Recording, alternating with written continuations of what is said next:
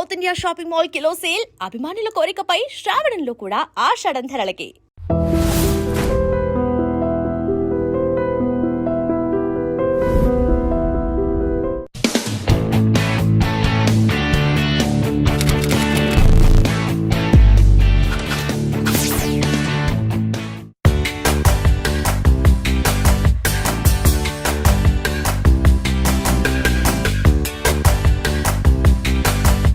అసలు సుష్మా గారు ఎక్కడ పుట్టారు, ఎక్కడ పెరిగారు? పుట్టింది పెరిగింది అంతా Vizag.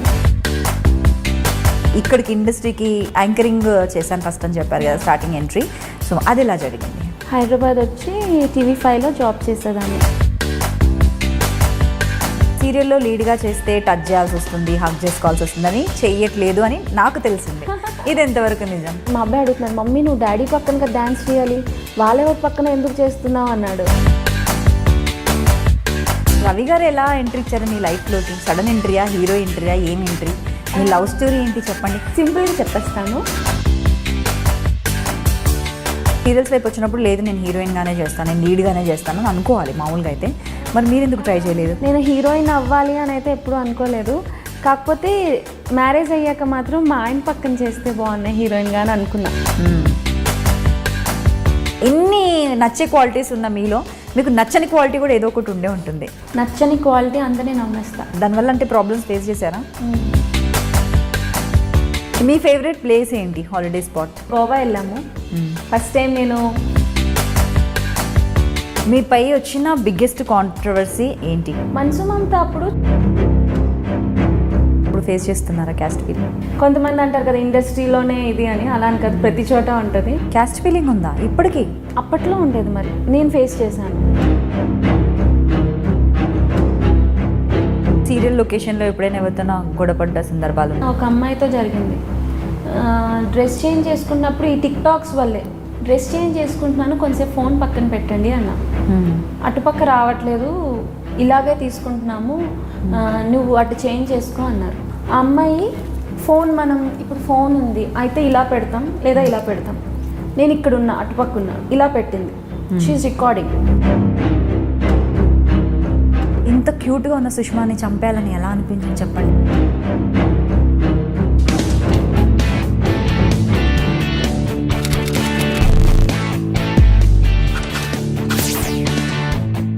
Hi friends, welcome to soap stars with Anitha. ఈరోజు మనతో పాటు ఉన్న గెస్ట్ వచ్చేసి సుష్మా కిరణ్ గారండి. సుష్మా కిరణ్ గారు అంటే చాలామందికి తెలుసు, స్పెషల్లీ ఈ మధ్యకాలంలో టిక్టాక్స్కి ఫాలోవర్స్ చాలా ఉన్నారు కదా. టిక్టాక్స్లో ఫాలో అయ్యే వాళ్ళకు కూడా బాగా తెలుసు. సుష్మా గారు వచ్చేసి యాంకర్గా ఇండస్ట్రీకి ఎంట్రీ ఇచ్చారండి. ఆ తర్వాత బోల్డ్ అని మూవీస్ చేశారు. అండ్ ఆ తర్వాత వచ్చేసి సీరియల్స్. ప్రజెంట్ వచ్చేసి కథలో రాజకుమారి సీరియల్తో ప్రతిరోజు మనందరినీ మెస్మరైజ్ చేస్తున్నారు. ఇంకా లేట్ చేయడం ఎందుకు, let's welcome her. Hi Sushma. Hello, how are you? I'm good అండి, thank you so much for coming. మీరు ఎలా ఉన్నారు? సూపర్ ఉన్నా. Yes, you are looking very gorgeous. Thank you so much. ఆడవాళ్ళకు పింక్ కలర్ థ్యాంక్ యూ కదా. How come అసలు అనుకోకుండా కదా, చాలా రేర్గా జరుగుతుంది. ఆడవాళ్ళకు పింక్ కలర్ అంటే చాలా ఇష్టం, అక్కడక్కడ పింక్ కొంచెం టచ్ ఉంటే బాగుంటుంది అనేసి. సో సుష్మా గారు ప్రజెంట్ వచ్చేసి కథలో రాజకుమారి సీరియల్తో ప్రతిరోజు అందరినీ ఎంటర్టైన్ చేస్తున్నారు. బ్రేక్ తీసుకున్నా కథలో రాజకుమారి. అవునా? మీకు తెలియదు కదా. నాకు తెలియదు. మరి మీరు బ్రేక్ తీసుకునే విషయం అందరికీ చెప్పారా మరి? జనాలకి తెలుసు. అవునా? నాకే తెలియదు. అని తెలుసు జనాలకి, తర్వాత ఏమవుతుంది అని ఛానల్కి తెలుసు, నాకు కూడా తెలియదు. ఇంత క్యూట్గా ఉన్న సుష్మాని చంపేయాలని ఎలా అనిపించింది చెప్పండి, ఎందుకు జరిగింది అది? స్టోరీ స్క్రీన్ డైరెక్ట్ మనం ఏమంటారు, ఛానల్ని ఇంకా రైటర్ని అడగాలి. అంతేనా? మీరు అడగలేదా? ఒకటే స్టోరీ ఉంటే జనాలకి ఏదో కొత్తదనం కావాలి కదా, సో అలా. ఓకే, ఈ సీరియల్ గురించి పక్కన పెట్టేస్తే 12 years అవుతుంది ఇండస్ట్రీకి వచ్చి. అసలు సుష్మా గారు ఎక్కడ పుట్టారు, ఎక్కడ పెరిగారు, ఆ స్టోరీ నుండి ఈ స్టోరీ వరకు వద్దాం మనం. డెఫినెట్లీ. నేను పుట్టింది వైజాగ్, పుట్టింది పెరిగింది అంతా వైజాగ్. మా మదర్ వచ్చేసి గవర్నమెంట్ టీచర్, రీసెంట్గా హెచ్ఎంగా ప్రమోట్ అయ్యారు. ఫాదర్ వచ్చేసి ఆటోమొబైల్ కంపెనీలో చేసేవారు మేనేజర్గా, వాలంటీర్ రిటైర్మెంట్ తీసుకున్నారు. ఇప్పుడు ఓన్ బిజినెస్ ఉంది, అది చూసుకుంటున్నారు. మా ఇంట్లో 3 పేర్లు సూతో స్టార్ట్ అవుతాయి, సుష్మా, సుశీల, సుబ్రహ్మణ్యం. అవును కదా. సో ముగ్గురే క్యూట్ ఫ్యామిలీ. Small family. నాకు ఏదైనా మా మమ్మీ డాడీ పెళ్ళికి ముందు, ఇప్పుడు నాకు మా అబ్బాయి, మా ఆయన. మమ్మీ డాడీ వద్దా? వాళ్ళు కూడా అన్యాయం. అయ్యో లేదు, నేను మా మమ్మీ డాడీ మా ప్రభంజన్ అండ్ రవి గారు. Okay. 5 members నా. మా ఇప్పుడు మామయ్య 5. కూడా ఉన్నారు. ఓకే, అదే అంటున్నాను. అండ్ బేసిక్గా నేను అసలు ఇండస్ట్రీకి నాకు అసలు చాలా దూరం. నేను ఒక స్పోర్ట్స్ గర్ల్ని, ఒక స్విమ్మర్ని, national triathlete, national swimmer and cyclist. Great. And NCC కూడా చేసేదాన్ని. Nausainik gold medalist. అన్నీ అంటే ఏదైనా మా మమ్మీయే అనమాట నాకు ఎంకరేజ్మెంట్ చిన్నప్పటి నుంచి. స్పోర్ట్స్లోకి రావాలన్నా నాకు ఏదైనా సరే అమ్మో ఇంతమంది అంటే ఎక్కువ మంది ముందు నేను వెళ్ళలేను, నాకు భయం. ఏమైనా అన్నా సరే నేను అంటే చిన్నపిల్లలకు ఉంటుంది కదా ఇన్ఫీరియారిటీ అన్నట్టు, అలా ఉండేదాన్ని. మా మదర్ నాకు చాలా పుషప్ ఇచ్చి ఎంకరేజ్ చేసి నన్ను స్విమ్మింగ్కి 99లో నేను స్విమ్మింగ్ స్టార్ట్ చేశాను. 99 summer holidays, 7th class summer హాలిడేస్లో నేను స్విమ్మింగ్ స్టార్ట్ చేశాను. ఆ తర్వాత 99లో అంటే ఎండ్ డిసెంబర్ ఆ టైంకి ఫస్ట్ టైం హైదరాబాద్కి స్టేట్ మీట్కి వచ్చా.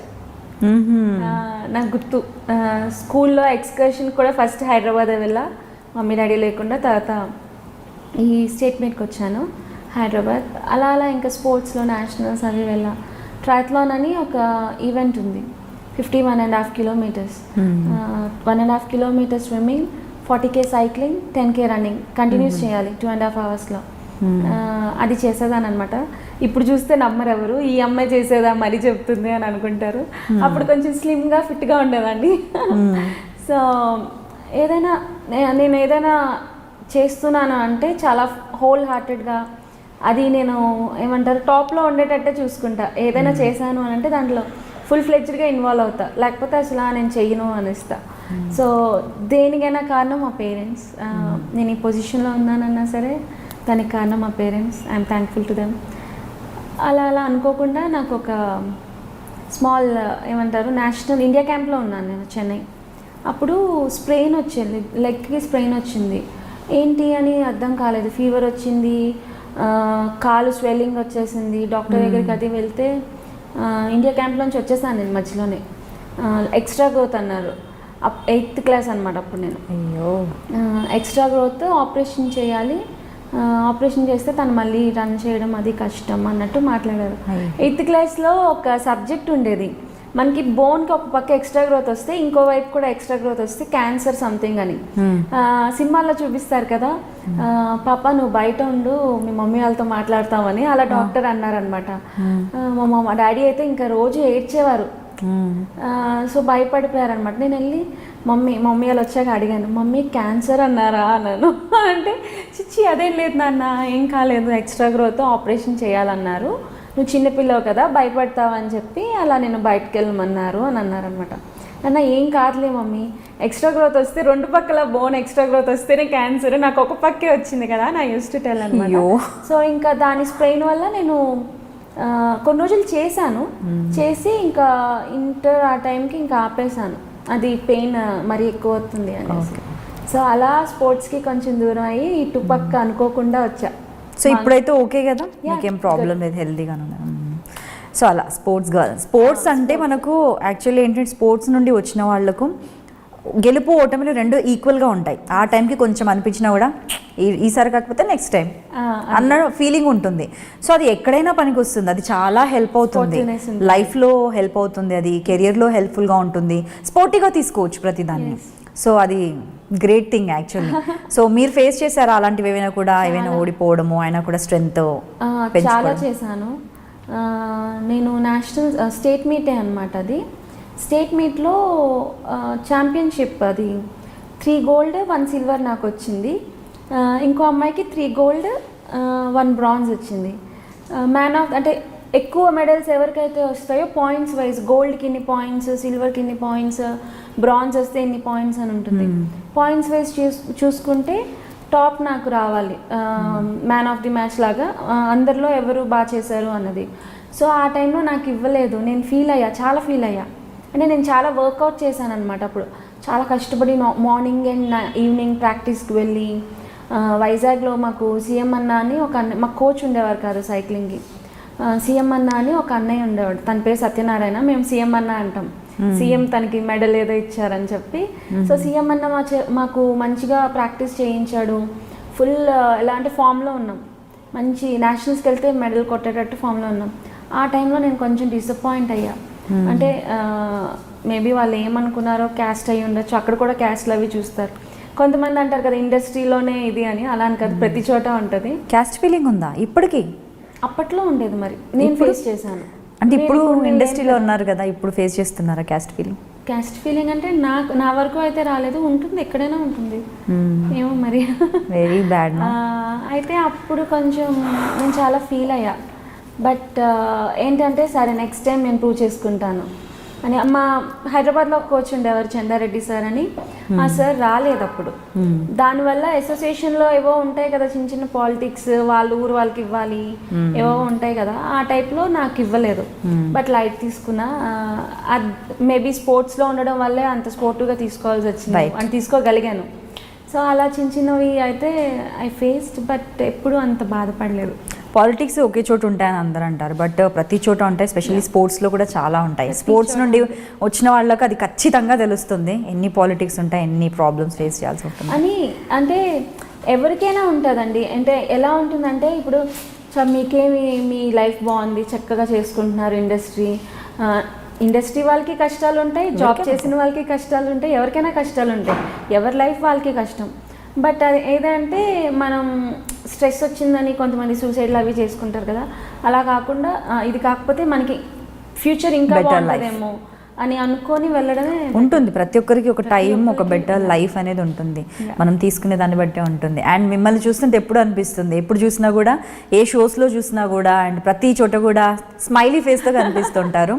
స్ట్రాంగ్గా ఉంటామంటే స్పోర్టివ్నెస్ అనేది తెలిసిపోతుంది. బట్ అలా ఉండేవాళ్ళు 10 మందికి కూడా ఇంకా స్పోర్టివ్గా ఉంటారు. మీరు ఇంతకుముందు చెప్పినట్లు మీరు వచ్చిన తర్వాత మొత్తం లొకేషన్ మారిపోయిందని చెప్పారు మీరు నాకు ఒకసారి. సో యాక్టివ్గా అందరినీ జాబియల్గా, అంటే ఎంత సాడ్గా ఉన్న వాళ్ళని కూడా యాక్టివ్గా చేసేస్తారు మీరు. నిజమే. కథలో రాజ్ కుమారిలో నేను వెళ్ళక ముందంతా వాళ్ళు ఎలా అంటే షూట్కి వెళ్ళామా, షార్ట్లోకి వెళ్ళామా, చేసుకొని వచ్చాము, ఎవరెవరు మాట్లాడుకునే వాళ్ళు, షార్ట్లో కూడా మాట్లాడుకునే వాళ్ళు కాదు. రూమ్కి వచ్చేసి మొబైల్లో చూసుకోవడం, ఫోన్లో ఇన్స్టాగ్రామ్, ఫేస్బుక్, ఇప్పుడు సోషల్ మీడియా ఎక్కువ కదా, లేకపోతే ఎవరితోనైనా మాట్లాడడం, లేదంటే రెస్ట్ తీసుకోవడం. అలాంటి నేను వెళ్ళాక అందరూ టిక్టాక్ ఎప్పుడో చేసేవాళ్ళు. నేను వెళ్ళాక ఇంకా షార్ట్ గ్యాప్ దొరికితే టిక్టాక్ చేద్దామా ఏది చేద్దామని ముందుగానే సెలెక్ట్ చేసుకొని పెట్టుకొని అలా చేసేవాళ్ళం అనమాట. సో మా విజయకృష్ణ సార్ ఉన్నారు, డైరెక్టర్ సార్, చాలా మంచి అతను. సో ఆ సార్ అనేవాళ్ళు, సుష్మా గారు మీరు వచ్చాక మాత్రం మొత్తం అల్లరి చేసేస్తున్నారు, అందరినీ మార్చేశారు అని అనేవారు. కానీ మిమ్మల్ని చూస్తే ఎవరు అలా అనుకోరు, చాలా సింపుల్గా సాఫ్ట్గా, అసలు ఇలా ఎంతో అంటే అమాయకులు అనేది డిఫరెంట్. అమాయకత్వం ప్రతి ఒక్కరిలోనూ ఉంటుంది. గుండెలు తీసిన బండి అంటే ఒక కార్నర్లో ప్రతి షేడ్ ఉంటుంది ప్రతి ఒక్కరిలో, నా నమ్మకము. బట్ అమాయకత్వం కూడా ఉంటుంది. బట్ అంత యాక్టివ్గా ఉంటారా అని అంటే మీరు మూవ్ అవ్వడం మొదలు పెట్టిన తర్వాత అప్పుడు తెలుస్తుంది. నేను చాలా అలర్ట్ చేస్తాను, బట్ స్టార్టింగ్ నాకు తెలియకపోతే కొంచెం కామ్గా ఉంటా. వన్స్ వాళ్ళు పరిచయం అయిపోయారంటే ఇంకా అల్లరి చేస్తా. సో మీతో టిక్టాక్ చేయాలని కూడా ఉంది నాకు, ఎందుకంటే నేను 2 చేశాను ఇప్పటి వరకు. 3rd టిక్టాక్ మీతోనే, ఇంతకుముందు కూడా చెప్పాను, అందుకే గుర్తుపెట్టుకుని ఇంటర్వ్యూ అయిపోయిన తర్వాత స్టోరీలో కూడా పెడదాం ఆ టిక్టాక్. ఓకే, ఎక్కడి వరకు వచ్చాము? స్పోర్ట్స్ వరకు వచ్చాము. మీరు ఏం చదువుకున్నారు? మరి ఇక్కడికి ఇండస్ట్రీకి యాంకరింగ్ చేశాను ఫస్ట్ అని చెప్పారు కదా, స్టార్టింగ్ ఎంట్రీ. సో అది ఎలా జరిగింది? నేను బీకామ్ కంప్యూటర్స్ చదివాను. తర్వాత ఇంకేమి కంటిన్యూ చేయలేదు, ఇండస్ట్రీకి వచ్చేసాను. ఇండస్ట్రీలో నాకు ఎలా ఆఫర్ వచ్చిందంటే, మా అంకుల్ ప్రెస్ రిపోర్టర్, మా నాన్న ఫ్రెండ్ మనీ శర్మ అని, అంకుల్ ప్రెస్ రిపోర్టర్ అనమాట. సో అంకుల్ ప్రెస్ వాళ్ళకి ఇలాగా ఏమైనా ఫిలిం ఏమంటారు ఛాన్సెస్ కోసం సెలెక్షన్స్ అవుతున్నాయి అలా తెలుస్తాయి కదా. సో చిన్నారి అని మనా చౌదరి గారు వైజాగ్లో ఏదో ఆర్టిస్టుల కోసం వచ్చారు అని ఏదో చెప్పారనమాట. అయితే మా అంకుల్ తీసుకెళ్లారు. అమ్మ నాకేం రాదు అన్న. నాకు నిజంగా అంటే ఏం తెలియదు కదా, అమ్మ నాకేం రాదు నేనేం చేయను అనుకుంటే, లేదు చేయగలవు అని మా మమ్మీ పుషప్ అక్కడ కూడా తీసుకెళ్లారు. తీసుకెళ్ళాక ఏదో చిన్న సీన్లా చేయమంటే చేశాను. ఓకే అండి అని చెప్పారు. తర్వాత కాల్ చేస్తామన్నారు. కొన్ని రోజుల తర్వాత కాల్ వచ్చింది, చిన్నారి సీరియల్లో నెగిటివ్.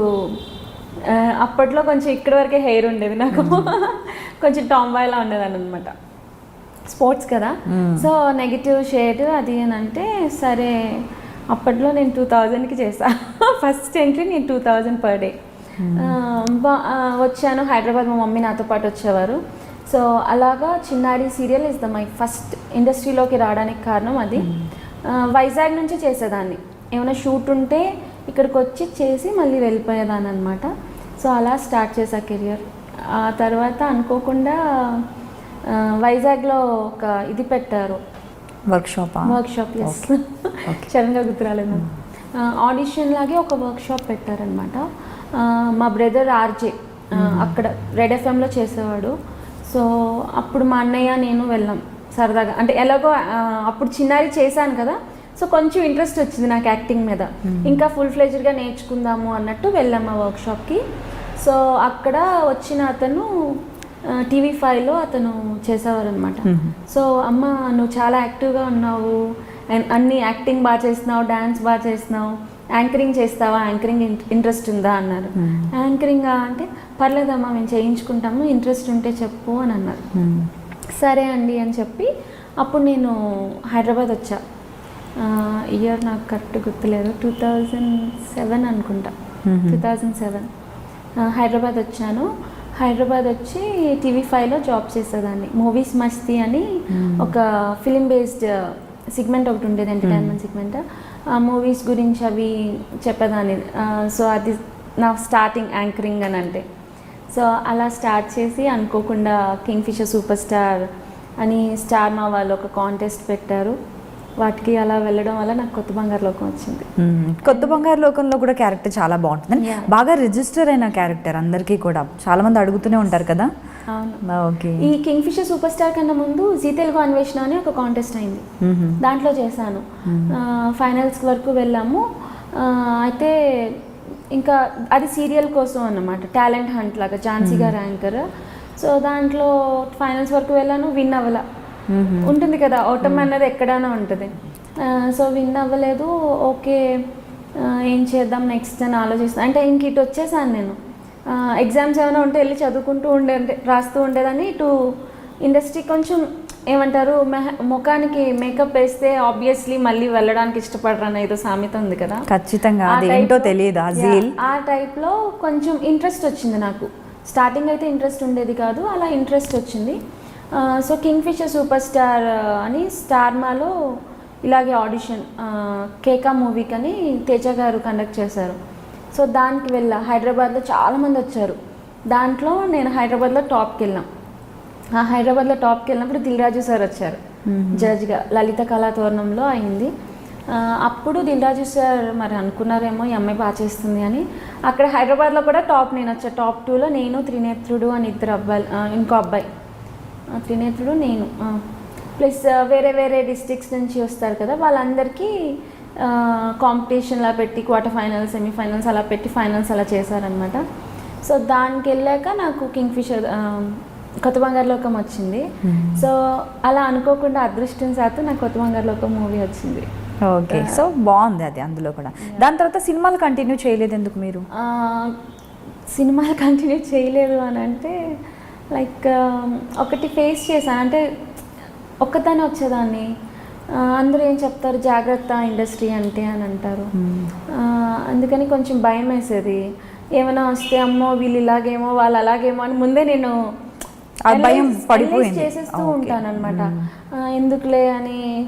నాకు మా మమ్మీ ఉండుంటే, మమ్మీ జాబ్ తను వదిలి రాలేరు. మా అన్నయ్య మా అక్క వాళ్ళు ఉండేవారు, వాళ్ళే నాకు తోడొచ్చేవారు. మా అక్క వాళ్ళ అత్తగారు వచ్చేవారు నాకు తోడు. బట్ కొన్ని ఎలాగో ఇటు TV5 చేస్తున్నాను, సీరియల్స్ చేసుకుందాంలే అన్నట్టు ఉండేదాన్ని. ఆ కొత్త బంగారు లోకం అయ్యాక చిన్న చిన్నవి ఆఫర్స్ వచ్చాయి.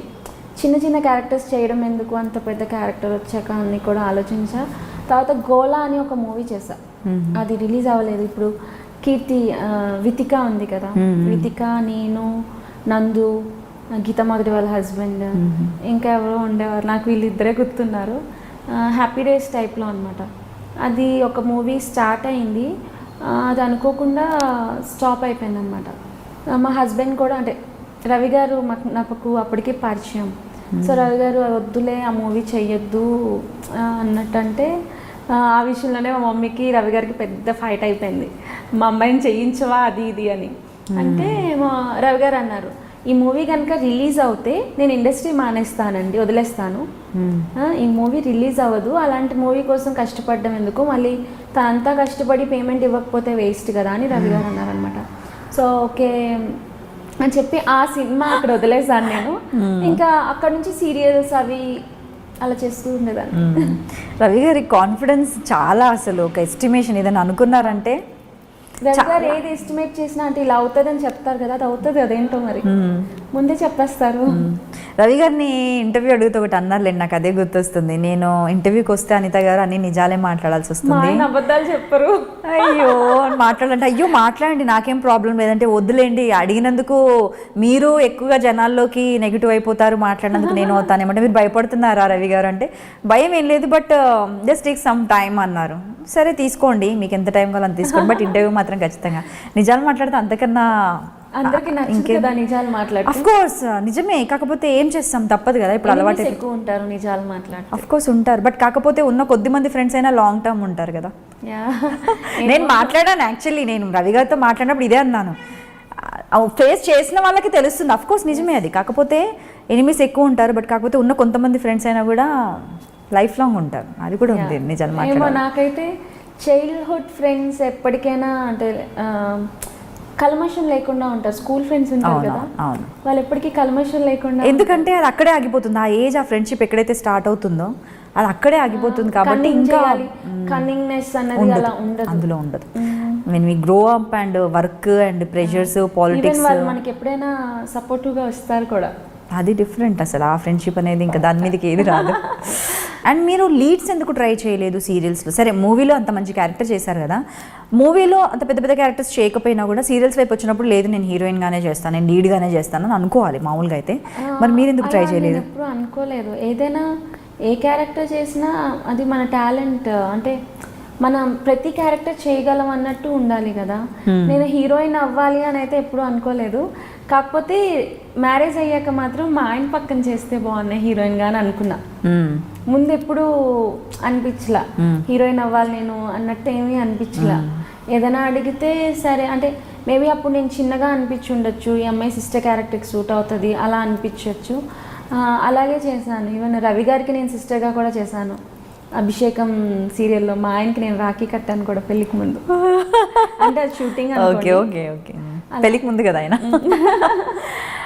Acting is acting, acting is acting. So దాని గురించి మనం తర్వాత మాట్లాడదాం, అలాంటి క్వశ్చన్స్ అడిగేది కూడా నాకు ఉన్నాయి ఇంకా కొన్ని. సరే, సో మరి రవి గారితో హీరోయిన్గా చేస్తే బాగుండని అనిపించింది, అదర్ దెన్ దట్ మీకైతే ఎప్పుడు అనిపించలేదు? ఎందుకు అనిపించింది? ఎప్పుడైనా రవి గారు హీరోయిన్స్తో చనువుగా ఉండడం ఆన్ స్క్రీన్ వాళ్ళిద్దరిని చూడడం వల్ల అనిపించిందా మీకు? అలా అనంటే మా పెళ్లి వీడియో పోయింది పెళ్ళైన కొత్తలోనే. అయ్యో. సో మా పెళ్ళి నేను ఎప్పుడు చూసుకోలేదు, ఫస్ట్ అంటే మా పెళ్ళి జరిగింది నేను ఎప్పుడు చూసుకోలేదు. సో నాకేమనిపించేది, సీరియల్లో హీరోయిన్గా చేస్తే మా ఆయనకి బోర్లని పెళ్ళిళ్ళు అవుతూ ఉండేవి సీరియల్లో. ఎన్ని పెళ్ళిళ్ళు అంటుంటారా మీరు ఊరికే, ఎన్ని పెళ్ళిళ్ళు చేసుకుంటున్నారు, నేనే హీరోయిన్గా చేస్తుంటే మా ఇద్దరికి కూడా పెళ్ళి అయ్యేది కదా, చేసేవారు, ఆ వీడియో మేము చూసుకునే వాళ్ళం కదా అని అనిపించదు అనమాట. ఆ విధంగా నాకు అనిపించింది తప్ప, అంతేగాని మా ఆయన పక్కన అమ్మాయి చేసేస్తుందని ఎప్పుడు జెలస్ ఫీల్ అవ్వాలి. నేను ఇంకా చెప్తా, రవి ఇంకా ఇదిగో ఈ సీన్లో ఇలా ఉన్నావు, ఆ సీన్లో అలా చేసావు, ఇంకా బాగా చేయొచ్చు కదా అని అలా చెప్తూ ఉండేదాన్ని.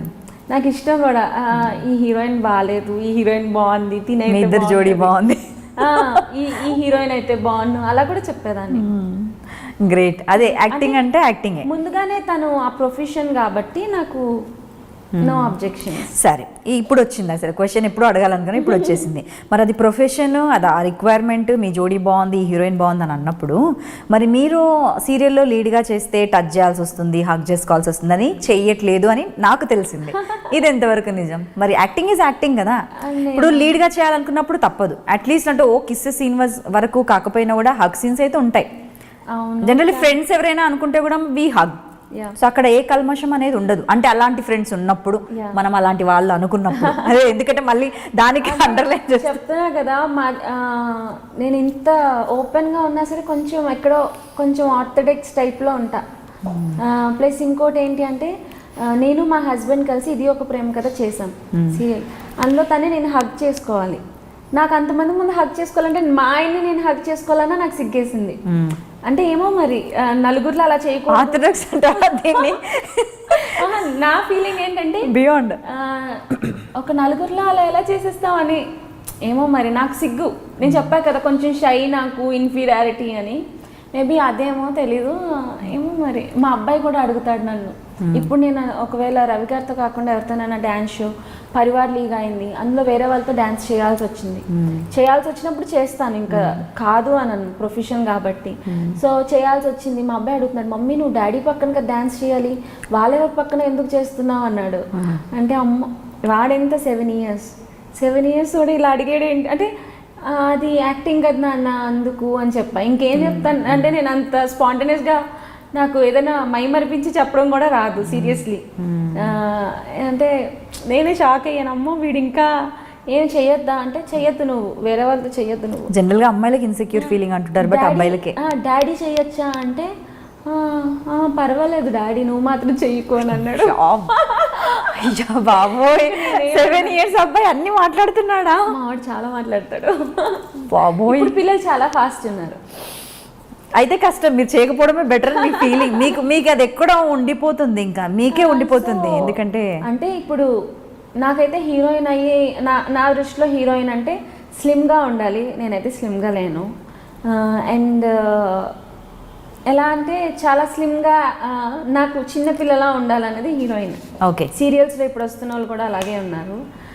అవునా? అందరూ అలాగే ఉన్నారు. సీరియల్స్ వచ్చే వాళ్ళందరూ స్లిమ్ గా ఫిట్ గా అందంగా ఉన్నారు. అందరూ ఉండరు, కొంతమంది ఉంటారు. నా దృష్టిలో మీరు అంటున్నారు. నేను హీరోయిన్ గా అయితే నేను వదిన క్యారెక్టర్లు, అక్క క్యారెక్టర్లు వాటికైతే సూట్ అవుతానని నా ఫీలింగ్. నేను ఇంతలా ఉండి నేను హీరోయిన్ చేస్తానంటే బాగోదు. నాకు తెలుసు. అంటే మీకు నిజం చెప్పాలంటే మీకు చేయాలి అని అనుకుంటే మీరు ఫిజిక్ మెయింటైన్ చేయడం అది పెద్ద కష్టం కాదు కదా? చెప్పండి హీరోయిన్ గా అంటే మీకు ఇంట్రెస్ట్ ఉంటే తగ్గడము, బాడీ తగ్గడము అంత కష్టమేం కాదు కదా?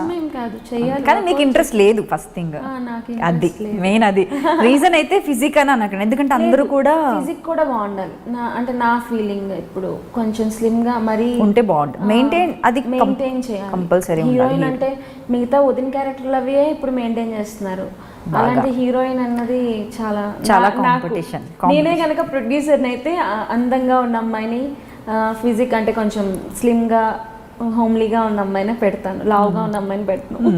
రవి గారు మాత్రం బాగా మెయింటైన్ చేస్తున్నారు. ఆయన ఫస్ట్ నుండి కూడా తినరబ్బా, నాకు రైస్ లేదే ముద్ద దిగదు. ఆయన రైస్ బాగా మెయింటైన్ చేస్తారు. అదే ఆయన ఇంటర్వ్యూలో పిలిస్తే చాలా అడగాలని, మిమ్మల్ని అడిగేస్తారా మీరు? 20 days లో స్లిమ్ అయిపోయారు. 20 days లోనా? అది హెల్త్ కి మంచిదేనా? డైటే, ఎక్సర్సైజ్, డైట్. తినేవారు, రైస్ మానేశారు. ఓన్లీ రైస్ మానేయడం వల్ల 20 days లో. అంటే ఒక్కొక్కరి బాడీకి ఒక్కొక్కటి సూటబుల్ ఉంటుంది డైట్. ఒకటి రెండు మానేయడం వల్ల తగ్గిపోతారు కొందరు. నేనైతే రైస్ లేకుండా అస్సలు నా వల్ల కాదు. మా ఆయన అన్నారు నువ్వు కూడా రైస్ మానేసి చేయొచ్చు కదా డైట్ అంటే, నా వల్ల కాదు, లావుగా ఉన్నా పర్వాలేదు కానీ నేను ఫుడ్ మాత్రం మానని చెప్పా. రవి గారు అడిగితే కూడా మీరు నాకు ఫుడ్ ఉండాలి అంటే అంటే ముసలైపోయాం అనుకోండి, ఎలాగో అప్పుడే గ్యాస్ట్రిక్ ప్రాబ్లమో ఏవో వస్తాయి, గ్యారంటీ అన్నీ తినలేం. సో ఇప్పుడే ఏదైనా లైఫ్ ఎంజాయ్ చేయాలి, బ్రతికినంత కాలం నచ్చింది తినాలి, హ్యాపీగా ఉండాలి. ఇంపార్టెన్స్ ఇస్తా. సో యాక్చువల్లీ రవి గారు ఎలా ఎంట్రీ ఇచ్చారు మీ లైఫ్లోకి? సడన్ ఎంట్రీయా, హీరో ఎంట్రీయా, ఏం ఎంట్రీ? మీ లవ్ స్టోరీ ఏంటి చెప్పండి. రిజర్వ్డ్ అని విన్నాను రవి గారు, బట్ మంచి టాలెంటెడ్. చాలా మందికి తెలుసు, సింపుల్గా చెప్పేస్తాను. జీ తెలుగు అన్వేషణ అని చెప్పా కదా, దానికి నేను కంటెస్టెంట్. సో రవి గారు అప్పుడు మాకు మోటివేషన్ క్లాస్ ఇవ్వడానికి వచ్చారు. అప్పుడు అమ్మమ్మ.com చేసేవారు రవి గారు. నేను సీరియల్స్ అంత చూసేదాన్ని కాదు. సో రవి గారు శ్రీకాకుళం అది ఇది అని అంటే, మీది ఎక్కడ అని అంటే వైజాగ్. మీ ఊరు పక్కనేనండి మాది కూడా వైజాగ్ అని చెప్పా. అని అంటే అని అన్నారు. ఆ తర్వాత నేను లయ అంటే జస్టెల్లో ఆఫీస్కి అవి వెళ్ళినప్పుడు రవి గారు కనిపించారు నాకు. నేను గుర్తుపట్ల, నేను మీసం లేకుండా చూసాను అనమాట రవి గారిని. ఆ తర్వాత మీసాలతో ఉన్నారు. సుష్మా జీ తెలుగు అన్వేషణ వైజాగ్ అనేవారు. నేను అలా చూసి అనేదాన్ని. నాకు గుర్తొచ్చేది కాదు, అంటే ఒక్కసారే చూశాను కదా, ఎవరితను కావాలని మాట్లాడుతున్నాడు అని అనుకునేదాన్ని. తర్వాత వేరే సీరియల్ కృష్ణావతారాలని సీరియల్ దానికి వచ్చేవాళ్ళు రవి గారు. ఒక 2-3 సార్లు ఎక్కడెక్కడో కలిసాము. అప్పుడు ఇదే డైలాగ్, సుష్మా జీ తెలుగు అన్వేషణ వైజాగ్ కదా అని అడిగేవారు. అడిగి వెళ్ళిపోయేవారు, మాట్లాడేవారు కాదు. ఇతను ఎవరు వస్తామని అడుగుతున్నారు, నాకు గుర్తు రావట్లేదు అని అనుకునేదాన్ని. తర్వాత ఎప్పుడో గుర్తొచ్చింది. అతను కృష్ణాతరాల సీరియల్కి నేను చేసేటప్పుడు డైరెక్టర్ సార్ కోసం వచ్చారు, ఫ్రెండ్స్ అనమాట. సో వచ్చినప్పుడు మీరు అప్పుడు వచ్చారు కదండి, సారీ గుర్తుపట్టలేదు, డ్రెస్ చేంజ్ చేసుకొని వస్తాను అంటే మనకి షూట్లో డ్రెస్ చేంజ్ చేసుకోవాలి కదా, ఆ గ్యాప్లో అనమాట డ్రెస్ చేంజ్ చేసుకొని వస్తానండి అని చెప్పి అప్పుడు గుర్తుపట్టాక అదే ఫస్ట్ నాకు ఆ మాట గుర్తుంది. వెళ్ళి వచ్చాను. ఆ తర్వాత అప్పుడప్పుడు అతను వచ్చేవారు, అలా మాట్లాడుతూ అలాగా పరిచయం అయింది మాకు. సో ఆ తర్వాత మేము ఇద్దరం కలిసి అభిషేకం సీరియల్ చేసాం, బ్రదర్ అండ్ సిస్టర్గా చెప్తాను కదా. సో అలా అలా అలా షూటింగ్లోనే మాట్లాడుకునే వాళ్ళం, ఎప్పుడు బయట కలవడం అలా లేదు. అతనికి నేనంటే రవి గారు నాకు లైక్ చేస్తున్నారని తెలుసు, నాకు అతనంటే ఇష్టం, బట్ ఎప్పుడు ఐ లవ్ యూ అని చెప్పుకోలేదు. ఇంకా నేనే ఏమంటారు ఆపుకోలేక అడిగాను అనమాట, ఏంటి పెళ్లి చేసుకునే ఉద్దేశం ఉందా అని అడిగాను. అయ్యో, అంటే ఎలా అడిగారు చెప్పండి? ఇలా అడిగారా? అసలు మనకు పెళ్లి చేసుకునే ఉద్దేశం ఉందా అని అడిగారా? అలాగా రవి గారు అనే పిలిచేదాన్ని. ఓకే. అంటే ఫోన్లోనే అడిగా, మీకు మ్యారేజ్ చేసుకునే ఉద్దేశం ఉందా అని అడిగా. డౌటా అన్నారు. అని నెక్స్ట్ డే మా పేరెంట్స్తో మాట్లాడారు. మాట్లాడి మేము బయటకు వెళ్ళి ఒక్కసారి వెళ్ళాం, మా అమ్మ వాళ్ళతో మాట్లాడడానికి. ముందు రోజు ఒకసారి స్వాగత్ హోటల్కి వెళ్ళాం. అప్పుడే నేను రవి గారు కలిసి బయటకు వెళ్ళామంటే ఎప్పుడు లొకేషన్లోనే, పెళ్లి పుస్తకం షూటింగ్ అయినప్పుడు తన లొకేషన్కి వచ్చేవారు, అలా లొకేషన్లోనే ఎప్పుడైనా మాట్లాడుకోవడం అంతే, ఫోన్లో. అలా అలా ఆ తర్వాత మా పేరెంట్స్తో మాట్లాడటం, మా పేరెంట్స్ ఒప్పుకున్నారు ఫస్ట్. తర్వాత ఒక చిన్న క్లాషెస్ వచ్చి నా ఫ్రెండ్ ఒక అమ్మాయి రవి గారు మంచోళ్ళు కాదు అని చెప్పడం, అలా అలా చిన్న మిస్అండర్స్టాండింగ్స్ దానివల్ల మేమిద్దరం మా అమ్మ నాన్నకు చెప్పకుండా చేసుకోవాల్సి వచ్చింది. ఆ తర్వాత 1 monthకే మళ్ళీ అందరూ కలిసిపోయాం. సో ఇంట్లో వాళ్ళు ఎప్పుడు అనలేదా ఇండస్ట్రీ వాళ్ళు ఎందుకు, ఏదో కొద్ది రోజులు నువ్వు ఇండస్ట్రీలో ఉంటావు అలా ఏమనలేదా? ఫుల్ ఫ్లెడ్జ్ హ్యాపీయా? నేను ఒక్కదాన్నే కదా, నేను ఏం అడిగినా ఓకే అంటారు. బట్ ఆ టైంలో ఆబ్వియస్లీ పేరెంట్స్ అన్నాక ఇండస్ట్రీ వాళ్ళు అని అన్నారు కదా, మీరు ఆలోచిస్తారు. అవును. సో ఆ విషయంలో ఆలోచించారనమాట. సో బట్ ఇప్పటి వరకు పెళ్ళి మాకు 10 years అవుతుంది, 10.5 years అవుతుంది. Next 11 years ఏప్రిల్కి. అవునా? ఏప్రిల్కి 11 years. సో ఎప్పుడు నేను అంటే రవి గారు నన్ను బాగా చూసుకోవట్లేదు, అనవసరంగా ఇండస్ట్రీ వాళ్ళని చేసుకున్నాను అని అయితే ఎప్పుడు ఫీల్ అవ్వలేదు. Great, touch wood. అదృష్టం అంటే ఫ్యామిలీ విషయంలో మీకు ఎప్పుడూ అదృష్టం ఉంది. సో పేరెంట్స్ విషయంలో కావచ్చు, రవి గారి విషయంలో కావచ్చు. నాకు పెళ్ళికి ముందు అంతా మా మమ్మీ చూసుకునేది, నాకు కాలేజ్ ఫీజు కట్టడం రాదు, ఏమీ రాదు. పెళ్ళయ్యాక మా ఆయన చూసుకుంటారు. అంటే ఒక చిన్న బేబీని ఎలా చూసుకుంటారో అలాగా మా అమ్మ నాన్న ఎలా చూసుకునేవారో మా ఆయన అలా చూసుకుంటారు. బా, ఎంత పొగుడుతున్నారండి మీరు రవి గారిని. ఓకే అండి, స్టే బ్లెస్డ్. ఓకే, రవి గారిని అలా పక్కన పెట్టేసి మరి ఇప్పుడు ప్రెసెంట్ కెరియర్ని ఎలా బ్యాలెన్స్ చేస్తున్నారు మీరు? ఇప్పుడు ఫ్యామిలీ లైఫ్ చూసుకోవాలి అండ్ అలాగే రవి గారు బిజీగా ఉంటారు అండ్ మీకు ఒక బాబు అండ్ యూట్యూబ్ ఛానల్ ఒకటి రన్ చేస్తున్నారని విన్నాను. So how do you manage all these things? మా బాబు కొంచెం పెద్ద అయ్యాడు కదా, సో నో ప్రాబ్లం. ఇంతకుముందు అయితే మెయిడ్ ఉండేది. మెయిడ్స్ ఏంటి సరిగా బాబుని టేక్ కేర్ మేము లేనప్పుడు సరిగ్గా చూడకపోవడం, ఫుడ్ సరిగ్గా పెట్టకపోవడం, అది మేము అబ్జర్వ్ చేసాం అనమాట. సో దానివల్ల మెయిడ్ని మానిపించేసి ఇప్పుడు వాడు మటుకు వాడు చేసుకుంటున్నాడు. మా మామయ్య గారు ఉంటారు. సో మామయ్య ఫుడ్ మార్నింగే ప్రిపేర్ చేసేసి వెళ్ళిపోతాం. ఒకవేళ లేట్ అవుతుంది అంటే మనకి స్విగ్గీ ఉంది కదా, అంతే కదా, ఆర్డర్ చేసేస్తే ఇంటికి మీల్స్ వచ్చేస్తాయి. సో మామయ్య పెట్టేస్తారు. ఈవెన్ మా ప్రభంజన్ స్కూల్లో లంచ్ పంపించకపోతే మనం మనీ పంపిస్తే వాళ్ళు లంచ్ ఫుడ్ అంతా పెట్టేస్తారు. So no problem. మోస్ట్లీ మేము మార్నింగ్, నాకు రవి గారు అంటే నేను మా ఆయన్ని పొగుడుతున్నానని కాదు, అందరు హస్బెండ్స్ కూడా అలా వైఫ్స్కి హెల్ప్ చేయాలి. మా అబ్బాయిని రెడీ చేయడం మార్నింగ్ అదంతా మా ఆయనే డ్యూటీ. మా అబ్బాయి నేను లేపితే లెగడు, మా ఆయన ఏదో ఏమంటారు మా ప్రపంచాన్ని లేపుతారు. సో వాడిని లేపడం, వాడిని రెడీ చేయడం అది అతని బాధ్యత. కుక్ చేయడం, బాక్స్ కట్టడం అదంతా నా బాధ్యత. షేరింగ్ అంటే హస్బెండ్ అండ్ వైఫ్ అంటే ఇద్దరు కలిపి చేసుకోవాలి. షేరింగ్ తో కేరింగ్ పెరుగుతుంది. నాకు చాలా హెల్ప్ చేస్తారు. ఈవెన్ మా మామయ్య కూడా హెల్ప్ చేస్తారు. ఎప్పుడైనా నాకు నీరసంగా ఉంది అంటే అతనే అన్నం కూర అవి కూడా వండిస్తూ ఉంటారు. నేను అన్నం వద్దులేండి స్విగ్గీలో తెచ్చేసుకుందాం అంటూ ఉంటాను. నాకు హ్యాపీగానే ఉంటుంది, హెల్ప్ చేస్తారు కాబట్టి ఐ మేనేజ్. మార్నింగే కుక్ చేసేసుకొని 7:30కి అలాగా బయలుదేరిపోతాను నేను. అంటే నేను ముందు వెళ్ళాలి. రవి గారు 8 o'clock అలా బయలుదేరినా ఓకే. అవును వాళ్ళు అంటే జెంట్స్ కాబట్టి మేకప్ మనకి లేడీస్కి ఆబ్వియస్లీ లేట్ అవుతుంది. అందులో లేడీస్ అన్నాకే గంటల కొద్ది మేకప్ వేసుకుంటారు. సో అందుకని నేను త్వరగానే వెళ్ళిపోతాను. నేను కుక్ చేసేసి వెళ్ళిపోతా. లేదంటే ఆ రోజు రైస్ వండేసి పప్పు ఏదో మరీ హడావుడైతే వండేసి వెళ్ళిపోతాం. అలాగే రవి గారు బాబుని దింపేసి షూటింగ్కి వెళ్ళిపోతారు. ఇద్దరికి షూట్ ఉంటాయి. మావయ్య స్కూల్ నుంచి వచ్చాక మావయ్య చూసుకుంటారు. సో ఇలా జరుగుతుంది అనమాట. ప్రొఫెషన్ని ఫ్యామిలీని ఇలా బ్యాలెన్స్ చేస్తున్నారు. సో ఇండస్ట్రీకి వచ్చిన తర్వాత ఇప్పుడు మీరు ఏవైనా ప్రాబ్లమ్స్ ఫేస్ చేశారా? లైక్ ఇప్పుడు మనం లీడ్స్ కోసం కొన్ని కాల్స్ వచ్చాయని చెప్పారు మీకు, అండ్ అలాగే ఆల్మోస్ట్ ఓకే అయిపోయిన సీరియల్స్ కూడా లీడ్స్తో మీరు సడన్గా డ్రాప్ అయిపోయారని విన్నాను నేను. రీజన్ తెలుసుకోవచ్చా? అర్థం కాలేదు. అంటే సీరియల్లో ఒక లీడ్ క్యారెక్టర్ ఒప్పుకొని కూడా తర్వాత డ్రాప్ అయిపోయానని చెప్పారు. అది యాక్చువల్గా ఏంటి అంటే తూర్పు వెళ్ళే రైలు సీరియల్లో హీరోయిన్గా వచ్చింది నాకు ఆఫర్. అయితే అంతా ఓకే అయిపోయింది. వాళ్ళు నాకు కాల్ చేశారు, రేపు తిరుపతి వెళ్తున్నామమ్మా అని చెప్పారు. ఓకే అండి అన్న. కాకపోతే నాకు వాళ్ళు పేమెంట్ గురించి అది చెప్పలేదు. అది వదిలేస్తే నేను దానికి ముందు ఒక సీరియల్ చేశాను. 1 day చేశాను.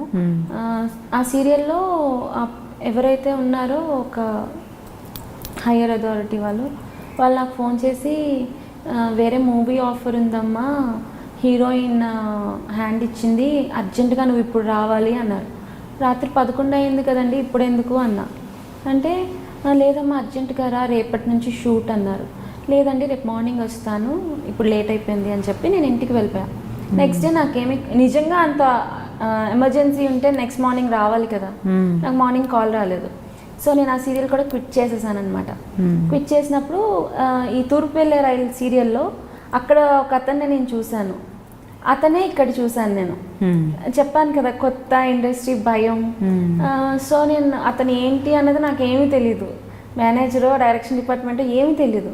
సో అతన్ని ఇక్కడ చూసేసరికి అమ్మో ఆ సీరియల్ వాళ్ళు ఇక్కడ ఉన్నారు బాబాయ్ ఎందుకు అని చెప్పి ఈ సీరియల్కి ఏం చెప్పా, ఫోన్ లిఫ్ట్ చేయడం మానేసా. దానివల్ల నాకు ఆ హీరోయిన్గా వచ్చింది పోయింది. విజయభాస్కర్ రెడ్డి గారు దానికి అప్పుడు డైరెక్టర్ నన్ను సెలెక్ట్ చేసింది. సో రవి గారు ఇలా పెళ్లి చేసుకుంటున్నానండి సుష్మా అని అమ్మాయి అంటే, ఓ ఆ అమ్మాయ్యా నాకు తెలిసిలేవయ్యా అని అన్నట్ట.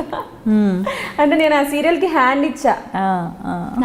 సో అలాగా నాకు హీరోయిన్గా సీరియల్ మిస్ అయింది. ఆ తర్వాత ఇంకొద్దులేండి ఎందుకు వచ్చిన బాధ హీరోయిన్ అలా అని లేదు, బాధ ఏముంది, అప్పట్లో బాగానే ఉండేదాన్ని కదా.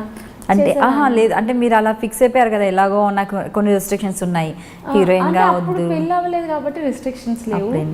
ఇప్పుడు పెళ్ళి అంటే మా అబ్బాయి అడుగుతున్నాడు, నాకు ఆ విషయంలో ఏం చెప్తాను అనేసి ఇంకా. సో అంటే కాంప్లికేటెడ్గా ఉంటుంది సిచ్యువేషన్ అంటారా? అంటే అంటే పెళ్ళైపోయిన తర్వాత యాక్టింగ్ చేయడము ఒక ఆర్టిస్ట్గా ఏమీ ఉండదు అంటారా? మీరైతే ఏం ఫేస్ చేయలేదు కదా? నేనేం ఫేస్ చేయను. ఇంకా మా ఆయన ఏంటి అలా చేస్తే ఇలా చేయని చెప్తారు కూడా నాకు. సో ఒకరికొకరు కరెక్షన్స్ అంటే మీరు ఎలా చెప్తారో మీ వారికి రవి గారికి అంత కరెక్షన్స్ ఇవ్వలేకపోయి ఉండొచ్చు, కానీ డ్రెస్సింగ్ విషయంలో దాంట్లో చెప్తాను నేను. యాక్టింగ్ విషయంలో అయితే అసలు ఆయన 10 pages అయినా ప్రాంప్టింగ్ లేకుండా చెప్పేస్తారు. అవును, అది ఎలా జరుగుతుంది అసలు నేను విన్నాను. అసలు ఒకరిద్దరు ఆర్టిస్టులు చెప్పారు, ఆయన ఇంటర్వ్యూలో అడుగుతాను. అదే ఇంటర్వ్యూలో అసలు రవి గారు మీరే తీసుకొస్తారు. అటు ఇటు పోయి మాటకు ముందు మా రవి, మాటకు తర్వాత మా రవి మీరే తీసుకొస్తున్నారండి. పోనీలేండి, ఎంత ప్రేమ లేకపోతే మీరు అంతలా తలుచుకుంటున్నారు గంటలో 100 సార్లు. ఓకే సరే, రవి గారి విషయాన్ని పక్కన పెట్టిద్దాం మొత్తము. సో మన టాపిక్స్కి మాట్లాడుకుందాం. సో ఫ్రీ టైంలో ఏం చేస్తుంటారు మీరు? మీకు దొరికిన ఫ్రీ టైంలో ఏం చేస్తుంటారు? పడుకుంటాను నేను. నిద్రపోతారా బాగా? నాకు నిద్రపోవడం అంటే చాలా ఇష్టం. అది డైలాగ్ ఉంది కదా, నాకు ఇష్టమైనవి రెండు. ఒకటి నిద్ర, ఇంకోటి మంచి మొగుడు అన్న టైప్లో. నాకు ఆ ఫస్ట్ అంటే చాలా ఇష్టం నిద్ర. నాకు నిద్ర, షాపింగ్ అంటే ఇష్టం. బాగా షాపింగ్ చేస్తుంటారు ఫ్రీ టైం? ఒకరే వెళ్ళిపోతారు లేదంటే ఫ్రెండ్స్తో వెళ్తుంటారు? ఒక్కదానే అయితే వెళ్ళను, ఎవరో ఒకరిని తోడు తీసుకెళ్తాను. ఒక్కదానే వెళ్ళినా సరే నేను షాప్కి వెళ్ళానంటే ఏదో ఒకటి కొనాలి, లేకపోతే నాకు విండో షాపింగ్ చేయడం నచ్చదు. అస్సలు నచ్చకుండా ఎలా ఉంటుంది చెప్పండి, కొనకుండా ఎలా వస్తాము? అంటే కొన్నిసార్లు అప్పుడు తిరగాలని అంటే నచ్చకపోతే ఇంకేం చేయలేము.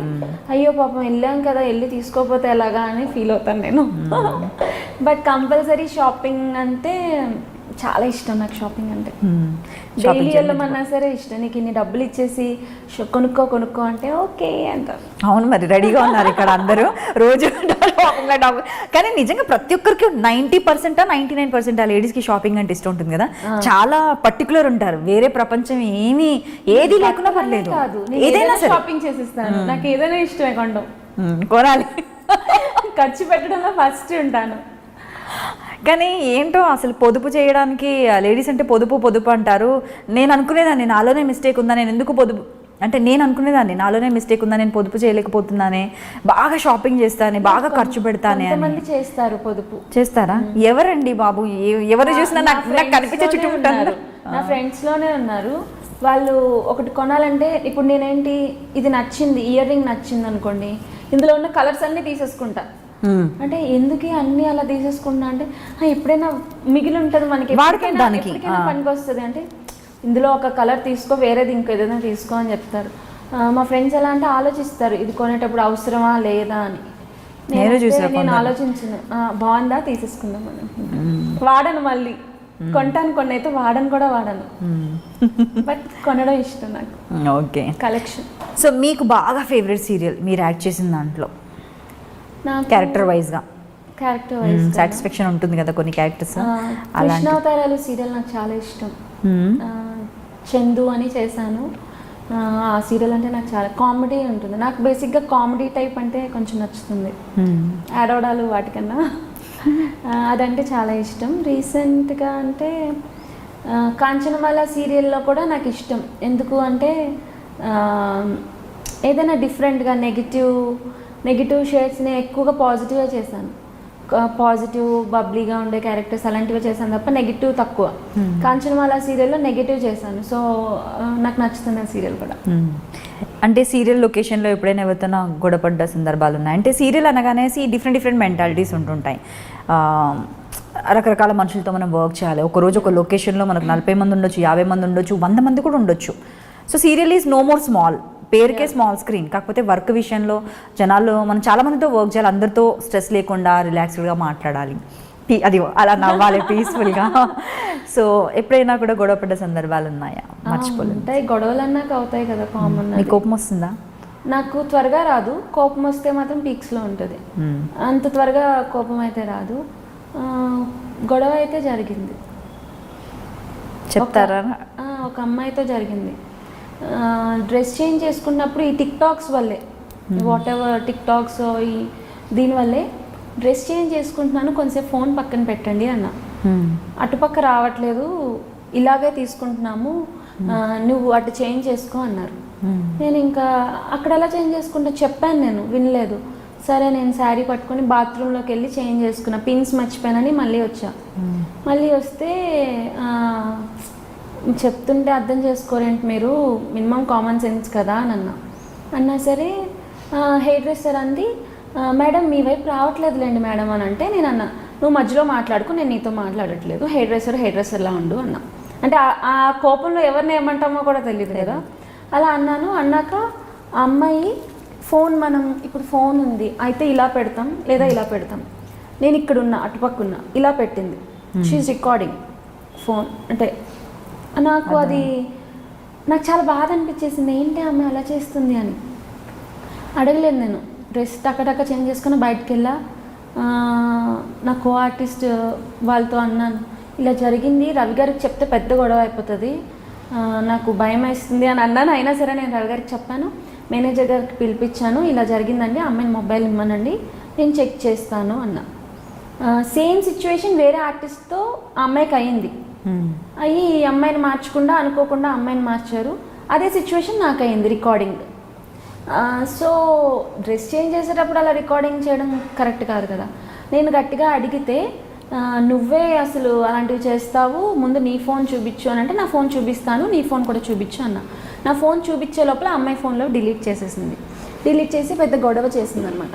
సో అంటే కొంతమంది అలాంటి చీప్ క్యారెక్టర్స్ ఉంటారు, నేను అమ్మాయి పేరు చెప్పట్లేదు.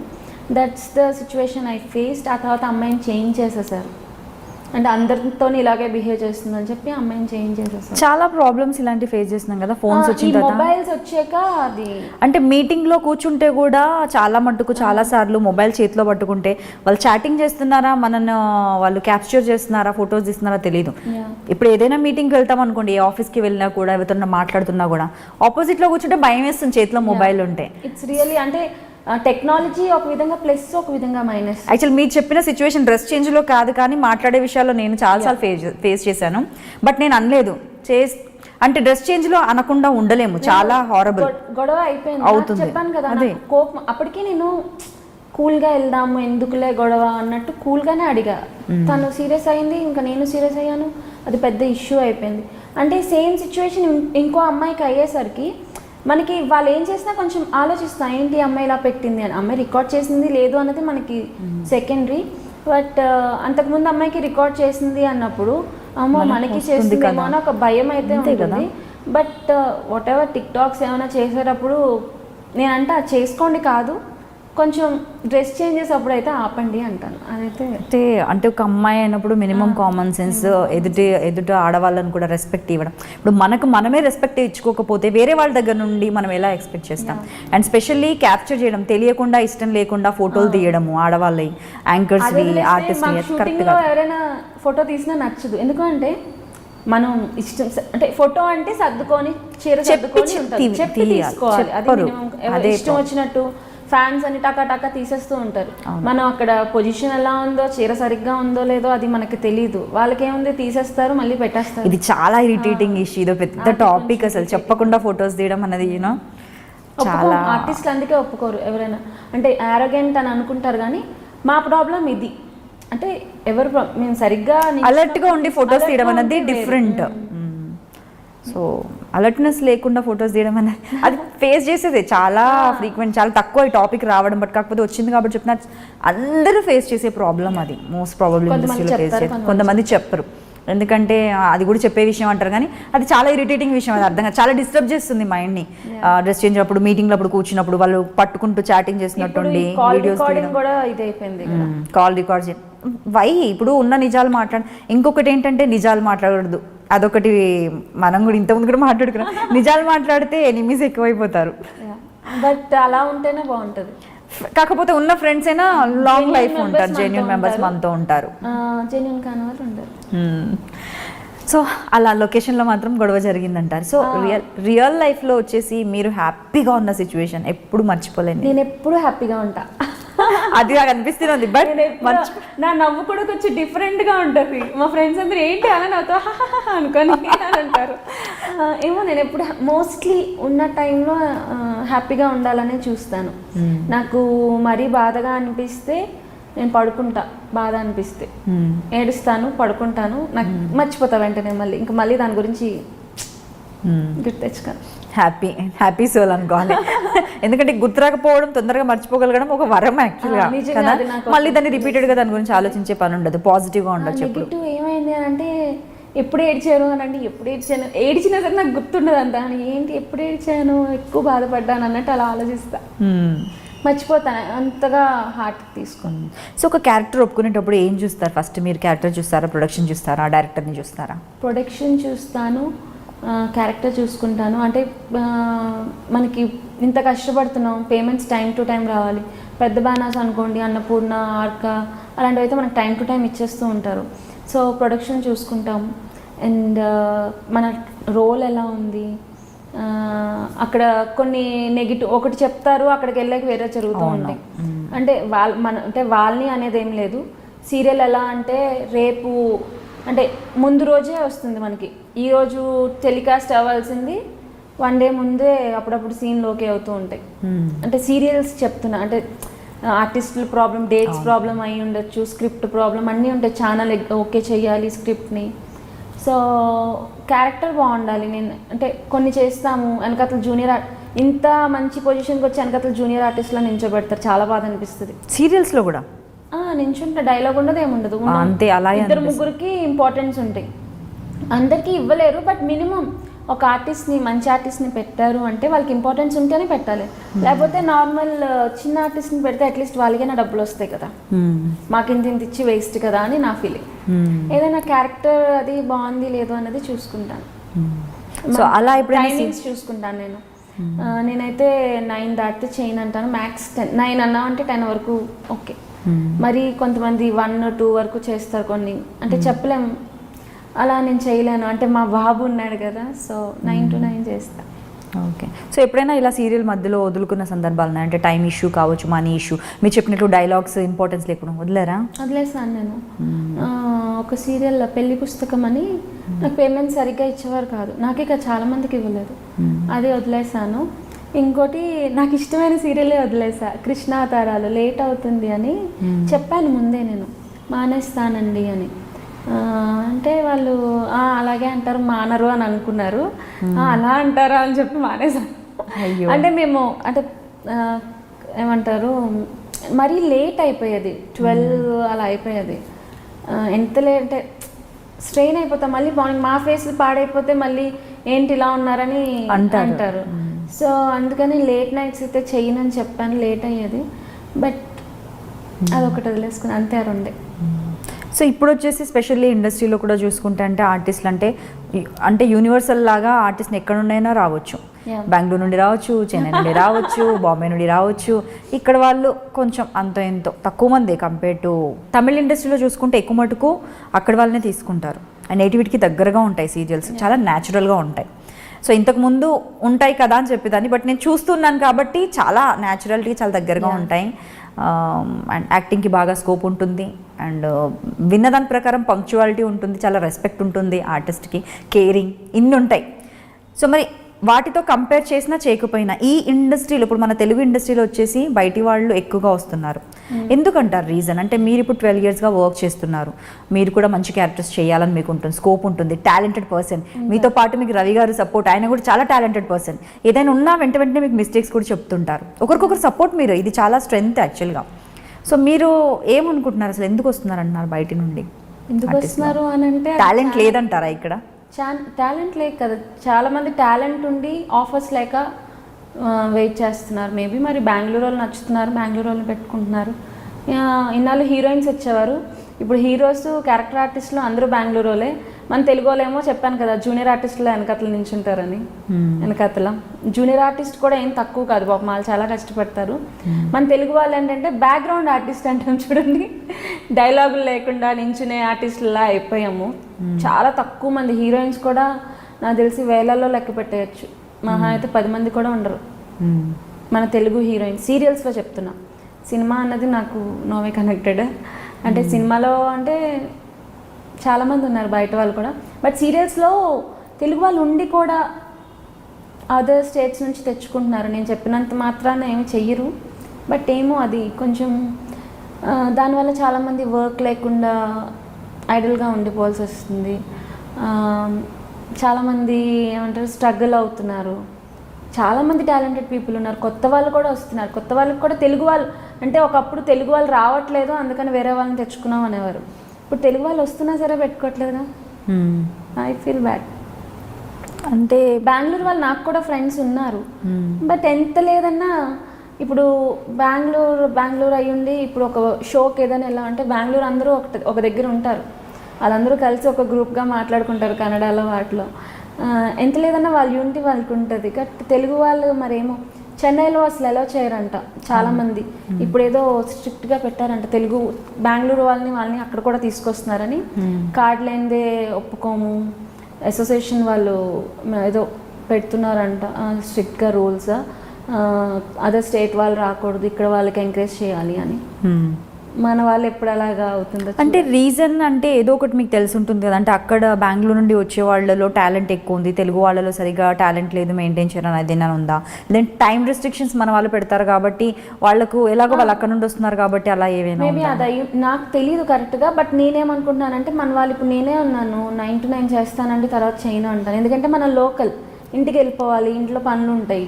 అదే బెంగళూరు వాళ్ళు అనుకోండి అక్కడ నుంచి వస్తారు, వాళ్ళు ఇక్కడ ఒక హోటల్లోనో వాళ్ళకి ఏదో ఏంటి రూమ్ హౌస్ ఏదో ఇస్తారు, అక్కడే ఉంటారు కాబట్టి వాళ్ళు చేస్తారు లేట్ అయినా సరే. సో వాళ్ళకి ఏం అబ్జెక్షన్ ఉండదు. అది కూడా వాళ్ళు స్టార్టింగ్ చేస్తారు, సీరియల్ ఒప్పుకున్న కొత్తలో చేస్తారు, తర్వాత వాళ్ళు కూడా 9 దాటితే చేయను అంటారు. అది కామన్. మరి ఎందుకో తెలియదు. అంతే. మరి తెలుగు వాళ్ళు అందంగా కనిపించట్లేదేమో, అందంగా ఉన్న వాళ్ళు ఎవరు లేరేమో తెలుగు వాళ్ళు. మేబీ ఇంకా మీరు అంటే తెలియదు, అందుకే నాకు అదే డౌట్ కాబట్టి మేబీ నో కామెంట్స్ అనే చెప్పాలి దాని గురించి. మనం ఎంత మాట్లాడుకున్న టైం మన నోరు నొప్పి తప్ప తెలుగు వాళ్ళని అయితే అంత ఎక్కువ ఎంకరేజ్ చేయరు. సో మనం ఎంత మాట్లాడుకున్నా మన నోరు నొప్పే. కాకపోతే చాలామంది అప్పట్లో ఆర్టిస్టులు ఉండేవారు కదా, వాళ్ళకి పేమెంట్స్ ఎక్కువ ఉండేవి కాదు కదా అప్పుడు. అంటే నాకు అనిపిస్తుంది అప్పట్లో పేమెంట్స్ ఎక్కువ ఉండేవి కాదు, ఇంత ఎక్కువ. ఇప్పుడంటే కొంచెం పేమెంట్స్ అందరికీ కొంచెం హైక్ అయ్యాయి. ఒకప్పుడు నేను చెప్పాను కదా నాకు 2000 ఇచ్చేవారు అని, అలాంటి ఇప్పుడు పేమెంట్స్ హైక్ అయ్యాయి, అందరికీ పేమెంట్స్ ఎక్కువ ఇవ్వడం మొదలుపెట్టారు. పాపం అప్పట్లో వాళ్ళు అంత సంపాదించి ఉండరు. చాలా టాలెంటెడ్ కూడా అప్పట్లో ఆర్టిస్టులు, స్టేజ్ ఆర్టిస్టులు అలా ఉండేవారు, సినిమాల్లో కానీ సీరియల్స్లో కానీ. అలాంటి వాళ్ళంతా ఇప్పుడు వర్క్ లేకుండా పాపం ఫైనాన్షియల్గా సఫర్ అవుతున్నారేమో అని నేను అనుకుంటున్నాను. చూడాలి. Hope the best. తెలుగు వాళ్ళకి మంచి ఆఫర్స్ రావాలని కోరుకుంటున్నాను. మేము కూడా అదే అనుకుంటున్నామండి. సో బిగ్ బాస్లో కూడా చాలా మంది ఆర్టిస్టులు వచ్చారండి. మీరు కూడా చాలా రోజుల నుంచి ఇండస్ట్రీలో ఉన్నారు. రవి గారు ఉన్నారు. నాకు ఇష్టం కూడా, నేను ఎక్కువ ఇష్టమా చూస్తా. అబ్బాయికి నాకు ఫైట్ అయిపోతూ ఉంటుంది. నేను చూసేదే బిగ్ బాస్ చూస్తాను. వాడు ఎందుకు చూస్తావు బిగ్ బాస్, నన్ను టీవీ వాడేంటి కార్టూన్ ఏమైనా చూద్దాము, నేను ఇవ్వను అనమాట. ఫోన్ లేరా మమ్మీ, అసలు టీవీ చూడదు కదా, బిగ్ బాస్ వచ్చే ఏమంటారు 3 months వదిలేసే మమ్మీని పాపం అని మా హస్బెండ్ అంటూ ఉంటారు. నేను బాగా ఫాలో అవుతా. మరి మీకు కాల్ రాలేదా? రవి గారికి కాల్ రాలేదా? రవి గారికి లాస్ట్ టైం కాల్ వచ్చింది, సెకండ్ సీజన్ 2. దాంట్లో చాలామందిని సెలెక్ట్ చేస్తూ ఉంటారు కదా, ఆల్మోస్ట్ లాస్ట్ వరకు వచ్చి అది క్యాన్సిల్ అయ్యింది. అంటే ఏం చూస్తారు మీ ఒపీనియన్లో? అంటే ఎందుకు కాల్ వచ్చి కూడా మళ్ళీ క్యాన్సిల్ అవుతూ ఉంటుంది? నాకు తెలీదు.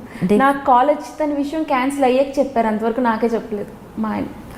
అయితే చెప్దాము లాస్ట్లో అనేసి అంటే చెప్పకూడదు ఏదో సంథింగ్ ఏవో ఉన్నాయి. కాల్ది కూడానా?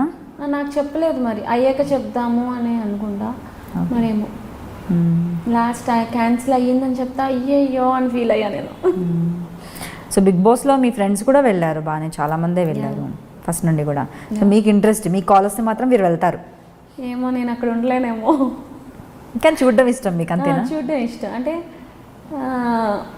వెళ్తే ఉండొచ్చు, చేయగలను, టాస్క్లు అవి చేయగలను.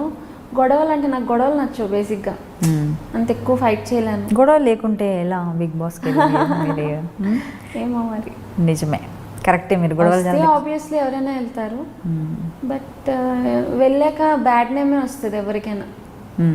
అంటే అసలు దానివల్ల ఎంత మంచిగా ఉన్నా సరే అక్కడ అది కాంపిటీషన్ కదా. అక్కడ ఎలా అంటే ఒక కంటెస్టెంట్ సపోర్టర్స్ ఇంకో కంటెస్టెంట్ని బ్యాడ్ చేయడానికి చూస్తారు ఆబ్వియస్లీ, అలా బ్యాడ్ అవుతాం తప్ప ఏముండదు అంటారా? సరే, డాన్స్ కూడా బాగా చేస్తారు, మీరు చాలా షోస్ చేశారు, రవి గారితో చేశారు, అలాగే అదే రవి గారితో కాకుండా కూడా చేశారు. డాన్స్ అంటే చాలా ఇష్టం. నేర్చుకున్నారా? క్లాసికల్ నేర్చుకున్నాను. అవునా? ప్లస్ నార్మల్గానే రోడ్ టాలెంట్స్ ఉన్నాయండి మీలో. మల్టీ టాలెంటెడ్ చెప్పా కదా. రోడ్ మీద వెళ్తున్నప్పుడు సాంగ్ వినిపిస్తే ఆటోమేటిక్ డాన్స్ వచ్చేస్తుంది నాకు. ఏంటి ఎక్కడ ఉన్నానని కూడా చూడను. పాపం మా ఆయన అసలు డాన్స్కి చాలా తక్కువ, రిజర్వ్డ్గా. చెప్పా కదా రవి గారు చాలా రిజర్వ్డ్ ఉంటారు. నా కోసం నీతోనే డ్యాన్స్లో మాత్రం చాలా కష్టపడి డ్యాన్స్ నేర్చుకున్నారు. అంటే నా కోసం చాలా హార్డ్ వర్క్ చేశారు నీతోనే డ్యాన్స్లో. బట్ మేము ఫైనల్స్ విన్ అవ్వకపోయినా, నేను చెప్పాను మీకు నా పెళ్ళి వీడియో నేను చూసుకోలేకపోయాను అని. సో నీతోనే dance is one of my favourite. ఎందుకు అని అంటే మా ఆయనతో చాలా ఎక్కువ టైం స్పెండ్ చేశాను. కంపేర్ టు తన షూట్స్కి అది వెళ్ళిపోయేవారు కదా, సో అక్కడ ఉండడం వల్ల ఎక్కువ టైం స్పెండ్ చేసేదాన్ని. అండ్ మా ఆయనతో కలిసి సీరియల్స్లో కన్నా సినిమాల్లో సాంగ్స్ లాగా బోల్ అని సాంగ్స్ డ్యాన్స్ చేశాను. అండ్ మా పెళ్లి చేశారు మళ్ళీ స్టార్ మా వాళ్ళు. నేను రుణపడి ఉంటాను. వీడియో చూసుకుంటున్నారా అయితే? వీడియో చూసుకున్నాను. అది కూడా మా పెళ్ళికి మా అబ్బాయి కూడా ఉన్నాడు. ఇది చాలా బాగుంది. సో నాకు మంచి మెమరబుల్ ఇదనమాట. రన్నర్స్ అయ్యాం మేము అందులో. విన్ అవ్వకపోయినా సరే బట్ అందరూ మేము విన్ అవుతాం అనుకున్నారు. ఈవెన్ బయట పబ్లిక్ కూడా మీరే విన్ అవుతారు అనుకున్నామని అన్నారు. బట్ ఆ షో చేయడమే నాకు ఇట్స్ లైక్ విన్నింగ్ అనమాట. మళ్ళీ నాకు పెళ్ళైతే ఎవరు చేయరు. నేను ఏమనుకునేదాన్ని అంటే సర్లే షష్టి పూర్తి చేసుకుందాం అని అనుకునేదాన్ని. పెళ్లి వీడియో పోయింది కదా, అవును. సో సరే షష్టి పూర్తి చేసుకుందాం ఇంకా అని అనుకునేదాన్ని. ఆ డ్రీమ్ కూడా తీరిపోయింది నాకు. మా పెళ్లి వీడియో చూసేసుకున్నాను.